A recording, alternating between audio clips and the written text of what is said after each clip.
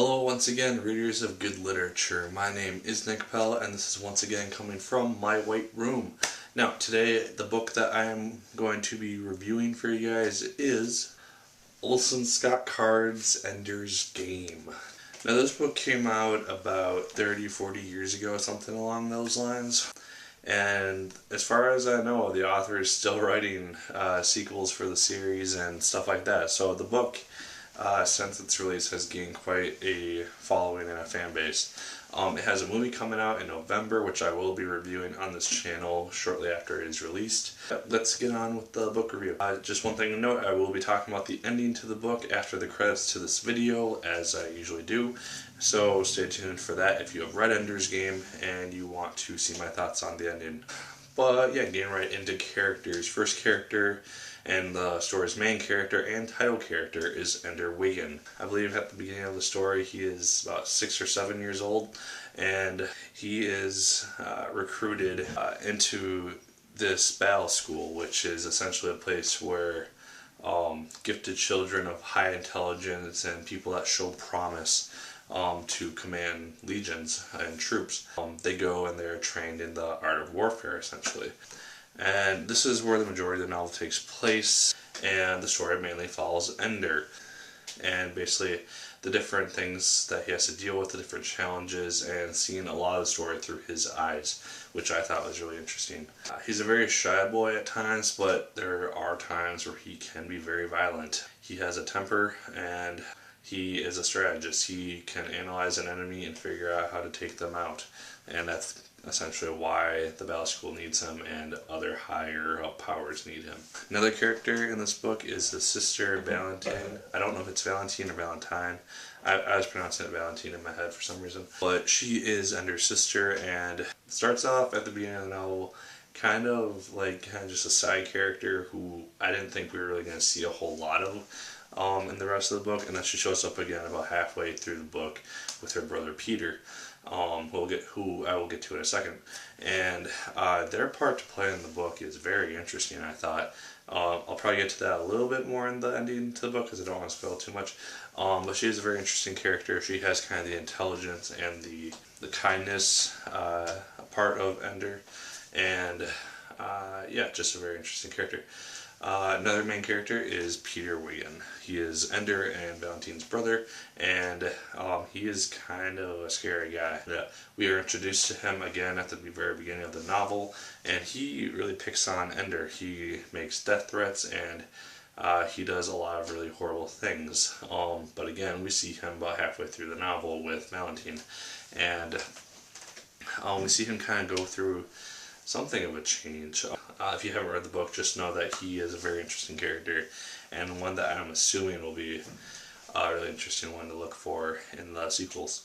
Everyone else in this book is kind of just here or there throughout the rest of the book. The main character is Ender. There are characters that stick around throughout the majority of the book, but those three characters are the only ones who really get their own chapters and their own real identities. We see through the eyes of another person at some point in the book, in just like a few paragraphs really. But besides that, there isn't really a whole lot to be said about the other characters. I'm sure some of them will be significant in other ways in the sequels to the book, which I'm assuming I will read at some point in the review here. Moving on to plot, which I kind of covered already.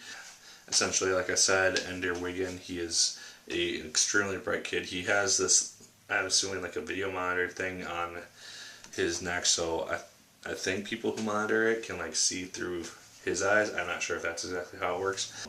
He goes about with this for a long period of time. It's kind of how the recruits find kids that they want to enter into the battle school, and eventually he goes into the battle school. He has to deal with isolation, he has to deal with confrontation, he has to deal with kind of stepping up as a leader and kind of finding his own balance between everything. And I'm not going to obviously go into spoilers here, but just know the plot is actually very interesting, and I enjoyed it a lot. It oftentimes, or a few times at the beginning of the book, it reminded me a little bit of Harry Potter in a sense, where we have these kids who don't really know a whole lot. They go to this new school where they learn these different skills. It just kind of gave that vibe out to me just a teensy bit at the very beginning. And I kind of drifted off from that farther along, but just know that vibe is there a little bit. In terms of themes, like I said before, isolation is a big one. Ender is very oftentimes isolated from the other children in many different ways. Either they will pick on him, or he will literally be isolated from other people and forced to kind of become kind of cold and distant from a lot of people. And this kid, essentially see him from ages 6 to 11. It's a lot for a young child to go through, even one of Ender's capabilities. But yeah, that's the main theme of this book. I'll talk about a few things a little bit farther on with the spoiler section of this review, so keep that in mind. In terms of enjoyment, I actually really enjoyed Ender's Game. I wasn't sure what I was really getting my hands into when I picked it up. I had heard a lot about it. I heard huge recommendations for it, and I saw there was a movie. I watched the trailer. It kind of intrigued me a little bit. And so I was like, screw it. It's a short enough book. The book is only about 324 pages in my copy, so it's decently length. But yeah, I enjoyed it a lot. It had a very interesting story that kind of made you think about a lot of things. It had some historical references too, which myself being a history major, I kind of recognized those and kind of took more significance in those than some other people might have who don't know as much about history. But yeah, I'm definitely planning to read more of this series, either the continuation of the Ender Quartet or books in the Ender Shadow saga.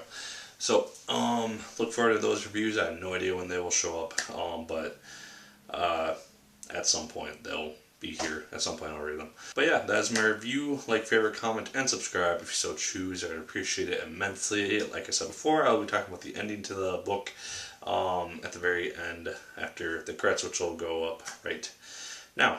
So my name is Nick Pell, and once again, keep on reading. A hero born, is that what they see? Just medals and scars, so damn proud of me. And I brought home that flag, now it gathers dust, but it's the flag that I love, it's the only flag I trust. And if you are still watching, you are here to see me talk about my thoughts on the ending to Ender's Game. Really quickly, I want to talk about, I think, the ending to chapter 14, which is Ender's teacher, in which it is revealed that his big final examination and every game that he has played up to win, his teacher has been playing the enemy for him, has been actual battles against buggers and like the actual bugger armies, and so he was actually commanding his own troops and putting them into actual battle. I wasn't exactly surprised that was going to be the thing. I actually thought that the book was going to end with him graduating command school, and then the sequel would have him going out into the actual war and commanding troops. No, they actually wrapped that whole thing up at the end of this book, and that part actually did kind of surprise me a little bit. But we see Ender, he's kind of isolated, he's kind of a broken shell. He was manipulated so much, he killed billions and billions of living things, and that takes a toll on him. And it shows that he is human despite all these crazy things that he can do and how isolated he seems to be.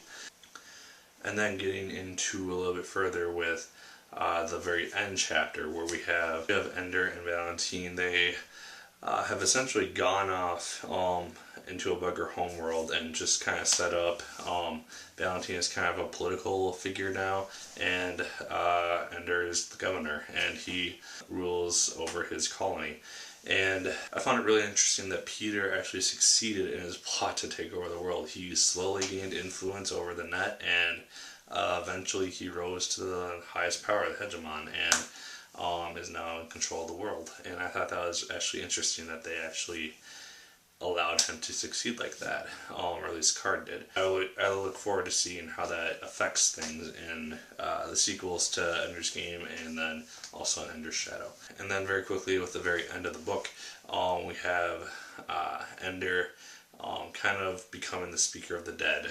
He finds, I think, the egg of the next hive queen of the buggers, and kind of communicates with it, and tries to find a homeworld for this queen to inhabit. I don't know, just the ending itself was actually really interesting, and not really the peaceful conclusion that I was really expecting it to be.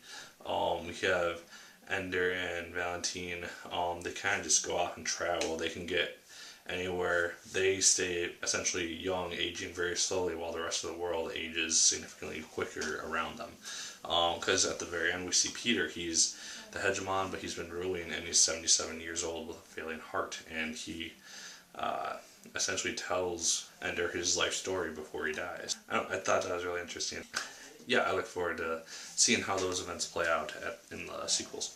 In terms of and it kind of leaves it really open-ended, because it says that Ender looked for a very long time to find a homeworld for the queen egg, and that kind of ends it there. So I look forward to seeing where the sequels take it and what lies in store for Ender. So that is my talk on the ending. I really liked it, and it surprised me in some ways. That was my review for Ender's Game in full, and so yeah, like, favorite, comment, and subscribe if you so choose. I'd appreciate it immensely. And as always, my good people, my name is Nick Pell, and once again, keep on reading.